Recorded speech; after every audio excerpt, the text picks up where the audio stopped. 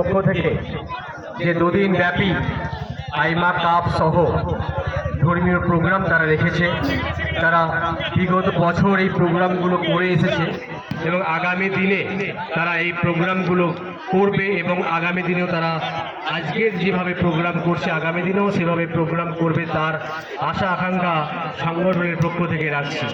যারা এখানে এসেছেন দর্শক বন্ধুরা সহ যারা বিভিন্ন প্রান্ত থেকে যারা প্লেয়াররা এসেছেন খেলতে, প্রত্যেককে অল ইন্ডিয়া মাইনরিটি অ্যাসোসিয়েশনের পক্ষ থেকে অসংখ্য ধন্যবাদ জানাই যে আপনারা এসেছিলেন বলে বা আপনারা সহযোগিতা করেছেন বলে এই সুন্দর প্রোগ্রাম, সুন্দরভাবে যে পরিবেশ সেটা সুন্দরভাবে মানুষের কাছে উপস্থাপন করা গিয়েছে।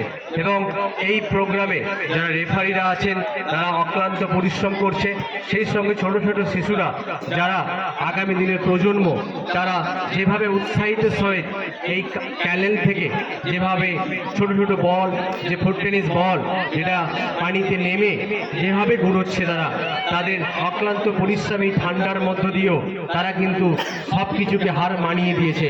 তাদের সেই চিন্তা ভাবনা, তাদের সেই আগ্রহ আগামী দিনে আইমা সংগঠনকে আরও ভালো কিছু করার জন্য এগিয়ে যাওয়ার অঙ্গীকারবদ্ধ রাখছি।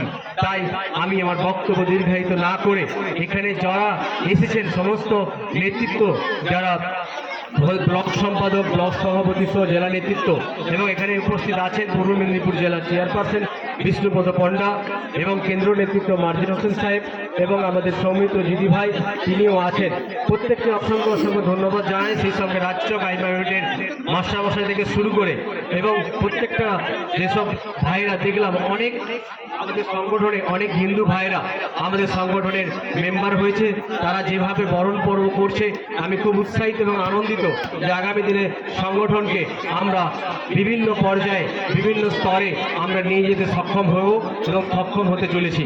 সেই কথা বলে আমি আমার ক্ষুদ্র বক্তব্য এখানেই শেষ করলাম। অল ইন্ডিয়া জিন্দাবাদ, আইমা জিন্দাবাদ, ভাইজান জিন্দাবাদ।